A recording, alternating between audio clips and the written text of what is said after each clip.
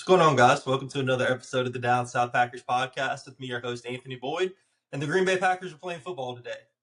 Today, they're going to be taking on the Pittsburgh Steelers in their first preseason game. We got some action, some live action football. Happy that the Packers are back playing football today. It's obviously preseason, so starters aren't going to be playing much, but we have football. And today, we're just going to be talking about some of the players, position groups, things of that nature that we need to be watching out for in the preseason. Again, we know the starters aren't going to be playing a bunch. We're not going to be seeing a bunch of complex schemes or anything like that. Going to be very bare bones. But we'll see some players that we know that we want to watch, especially on the offensive line and the cornerback room. So today I'm going to dive into some of those and see what guys I'm looking out for in particular. First of all, thanks guys for listening to the channel. I appreciate it. Go ahead, hit that subscribe button, like the video. Thank you. All right, hopping into the video. So big position group of need, obviously, for the Packers is the offensive line. And as of, last week, early this week, we saw there's a lot of rotation going on in the line with Anthony Belton getting rotated out, Jacob Monk seeing a lot of time at right guard now, with Aaron Banks out, missing time, just them managing his knee injury. We got Jagger Burton in there at left guard, left tackle, Jordan Morgan. We know that it's his first season starting there. So the offensive line has a lot of people back playing on the offensive line. Not back, I should say, but people that are new to the offensive line. A lot of change and turnover from last year. Again, I was kind of against that thought process coming into the season. I wanted to see people have another year under their belt and gel, but it's fine. LaFleur said that the offensive line needs time to gel earlier in a press conference this week. Now, when he said that, I personally was against letting Jordan Love go out there and play. I didn't want to see the quarterback playing behind a makeshift offensive line. But we know these guys need to get practice. And in his press conference later in the week, he said that Jordan will be playing on Thursday night. We know that Jordan's going to be playing.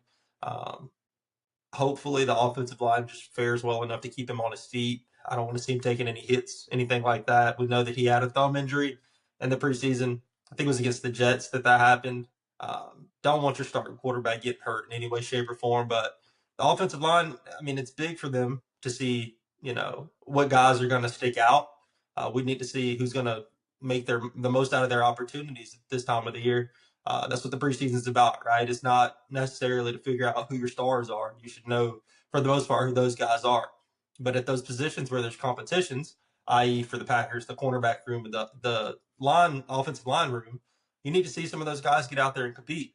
And this gives them an opportunity in a game situation to go out there and fight for their position along the offensive line. And just with how the Packers use their offensive line, there's guys that can be used interchangeably. So I'm sure throughout the course of the preseason, we're going to see people who are moved around along the offensive line, playing different positions. If Anthony Belton net guard, we might see him trying out at tackle, playing tackle, seeing how he's doing there since he did play tackle in college. I mean, there's just a lot that can change throughout the preseason.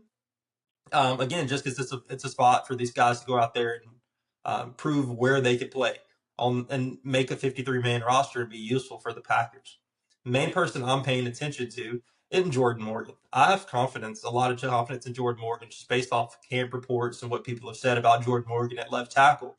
He's really played well up until this point on the offensive line. Outside of the penalties that he's had, Jordan Morgan's played really good along the left tackle for everything that I've heard. Everything that I've heard has been very positive, and he's been very solid. But the main person that I'm looking at is Jagger Burton. He's the guy that was drafted. People are paying attention to him. Fans love him because of who he follows and just what his personality seems to be. It seems like the kind of person you want along the offensive line. Hashtag the agenda is being pushed. And I think just because of how poor the offensive line play has been in the past few years, really it's been a while for Green Bay. That's just kind of the Green Bay thing at this point. Because of how bad it's been, fans are eager to just see somebody else go in there on the offensive line. Sorry, my dog just barked. But Jagger Burton, we want to see him in. I know I want to see him play a lot, and I'm curious to see how he does in the preseason against the Steelers. So sorry, y'all. I think I just had a dog hair in my mouth as he barked. But I'm pretty sure Jagger Burton's going to play good. I'm just curious to see how he plays out there in a live situation probably at left guard, again, because they're managing Aaron Banks' knee injury. Um, that's probably the number one person I'm looking at along the offensive line. Um, Maybe see how Anthony Belton plays. If he gets demoted, obviously that's pretty disheartening. If you're a young guy, you want to be out there on the field, but if you're not performing, then obviously the coaches are going to try to put the best players on the field, especially when it comes to protecting their quarterback. Anthony Belton, I want to see how he bounces back. I mean, you can either cower whenever a situation like this comes upon you. You get benched, and how do you respond? Hopefully he responds and comes out and plays better. Again, this is the perfect opportunity for him to do it. It's a proving ground. This is what the training camp, what not training camp, but the preseason is. But Anthony Belt and Jagger Burton, probably those two guys are who I'm really keyed in on in this game. But the offensive line in general will be getting very closely watched by me. I want to see what guys stick out because I would like for the Packers to go ahead and try to get something solidified along the offensive line. Now hopping to the other side of the football, the one that's a little more fun to talk about because Packers fans, a lot of them greatly dislike a single person in this room, but the cornerback room.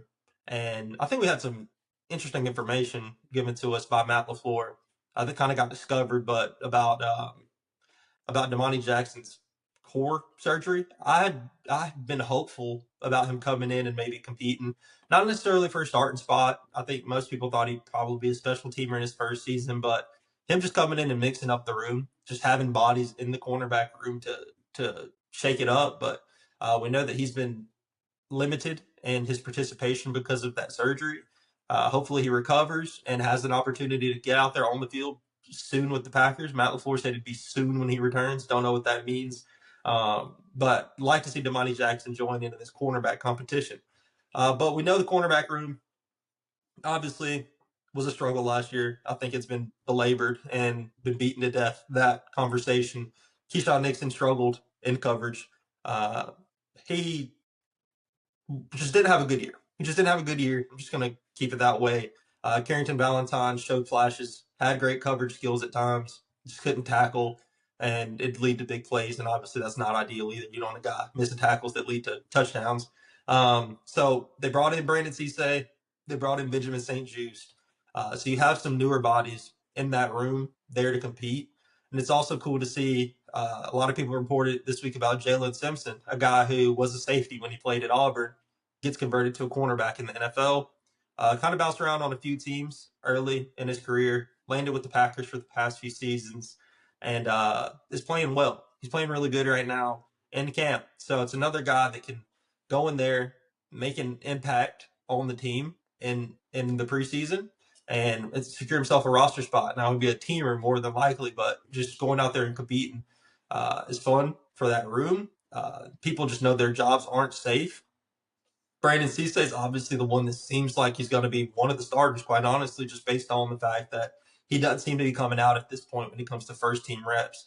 Brandon Cisse has balled. Everyone said he looks fluid in how he moves. He just looks like a pro. Some people called him a physical version of Jair Alexander. I mean, he's a sponge. Javon Bullard said about him. He soaks up information from everybody. He wants to learn. He's going to be an impact player in the defense, Javon Bullard said. So there's a lot to love about Brandon Cisse. I'm a huge fan. I'm a huge supporter. I have a friend that gets on me. My boy Devin with Down South Bills gets on me because he says that I'm caping too hard for Brandon Cisse, but I have a lot to like. When you watch him play in college, I like physical corners to come up and tackle. That's just something that I love. And then the fact that he's from South Carolina also makes it more fun. But Brandon Cisse is fun to watch, even though he's a Gamecock. I'm a Clemson guy. Brandon Cisse is a guy that I love. I love watching him play. I can see the impact that he's going to make on the Packers just because he's just a sponge and how he soaks up information. I love that about him as a young player coming into the league. You have Benjamin St. Juste, who has been getting rotated in with the ones. Him and Keyshawn Nixon have kind of been rotating on and off as Carrington Valentine was hurt. Valentine worked with the rehab group, so I don't think he'll be playing on tonight. But if he does, that surprised me with the fact that he's been banged up. But Benjamin St. Juste also been rotating him. Keyshawn Nixon, new guy in the room, big tall corner. Also can come up and tackle. I'd be interested to see how he does in the preseason. So this is another room, obviously, that I'm going to be paying really close attention to. Uh, Hopefully these guys really rotate in and play. I hope Keyshawn Nixon's forced to play. It seems like from LaFleur's press conference that this is going to be a true competition. It doesn't seem like I'm giving anybody a job here. He said that if he felt that he needed to start Brandon Cisse in week one, he could. He feels confident in that. That's a good statement to hear from the head coach. So that makes me think that it's a true competition and nobody's job safe. If the rookie can come in and get an opportunity to start early, then there's some real competition happening in that room. Other notes to touch on with the preseason game against the Steelers tonight. Jordan Love will be playing. Now, for how long? I think we all know it's probably only a drive, more than likely. It's probably only one drive we're going to have him and the offense out there. Jaden Reed, Matthew Golden returned to practice yesterday after they were out after family night with injuries. I don't think he was going to put Jordan Love on the field without his weapons. So that makes a lot of sense that they're back. Any other notes? Josh Jacobs won't be back until next week. So we're going to see some Marshawn Lloyd. Probably something for fans to get excited about there. We haven't seen a lot of Marshawn Lloyd, and when we have seen it, it has been in the preseason. And those flashes have looked great. When he showed flashes in that Colts game, I was like, man, I really like this running back. The potential's there. It's just about keeping him healthy and on the field. And it seems like Marshawn's really figured it out, and I'm happy for him because from everything I see about him, he's a good guy. The Packers released a video about him, about who's going to clap on when the plane lands. What person on the team claps when the plane lands? And Marshawn was like, I'll probably do that because I'm scared to fly on planes. He just seems like a fun guy to be around, a really easy guy to root for. Hopefully Marshawn Lloyd has a good preseason, stays healthy. I think because he adds another huge dynamic to this Packers backfield, and I think we've seen it. Just his quick twitch ability. He's really fast, explosive. Probably why he stays injured. But I like to see him healthy. It's the year of the injured back returning. Jonathan Brooks, running back for the Panthers, hadn't had the opportunity to play really with 2 ACL tears, and now you got our guy Marshawn Lloyd coming back this year, seemingly fully healthy, got it figured out. Happy for him going into his third season. Any other notes on the preseason? Not really any that I can think of. Oh, Trey Smack. Trey Smack will be something to watch. He did good at family night. I think I did the math off of Rob Demovsky's tweet on his current field goal percentage just so far through training camp, and I think he's at 71.6%. I personally said it'd be a win if he's around 75%, so he's almost there. As a rookie kicker, he looks better than he did. I mean, I guess I haven't seen any of the training camp stuff or the practices, so I can't say how stuff's looked at practice. Heard some wide rights and some pretty gnarly misses, but family night, he was getting mixed in there at random times, kind of like you'd expect on, the football field. Actually, like you don't know when you're going to be needed, and hey, get on the field, come on, we got to kick the field goal, get out here. You're kind of discombobulated, but it was good to see that he in family night knocked some of those through. Again, sitting at about 71.6 or so percent. I think I did the math and tweeted it out, but we'll be watching him in the preseason as well. The rookie kicker has a lot on his shoulders. There's nobody competing with him right now. I think the Packers should bring in competition just to kind of push him, see if he rises to the top when there's somebody behind him trying to push him and take his spot. I don't care if you drafted him. Competition's good for everybody. And this team should not be at a spot where they feel comfortable at any position. Kicker, cornerback, offensive line, nobody should feel content with where they're at just based on how the team's performance has been in the past few years where they've fallen short of their ultimate goal every single year. So I'd love the competition for Trey Smack, but we'll see what Goody does, what kind of roster spots open up. The tight end room looks a little banged up. I'm interested to see how Matt decides to navigate that tonight in the preseason game. Other than that, though, there's just football on tonight. Let's appreciate it. Playing against Aaron Rodgers and Mike McCarthy, former Packers. I love those guys. Forever will be Packers, and thank them for bringing me a Super Bowl against the team that they're now a part of. I remember that as a 10-year-old kid. So, little blast from the past. 10-year-old me is very confused, wondering why Mike McCarthy and Aaron Rodgers are playing for the Steelers. So, that's all I have for this episode, guys. Thank you again for listening. As I said earlier in the show, please like and subscribe to the channel. A lot of big things coming. Big thing coming tomorrow, more than likely something different for me. You guys stay tuned for it. Pretty big. Love you guys. Thank you for listening to the channel. Means a lot to me. And as always, go Pack Go.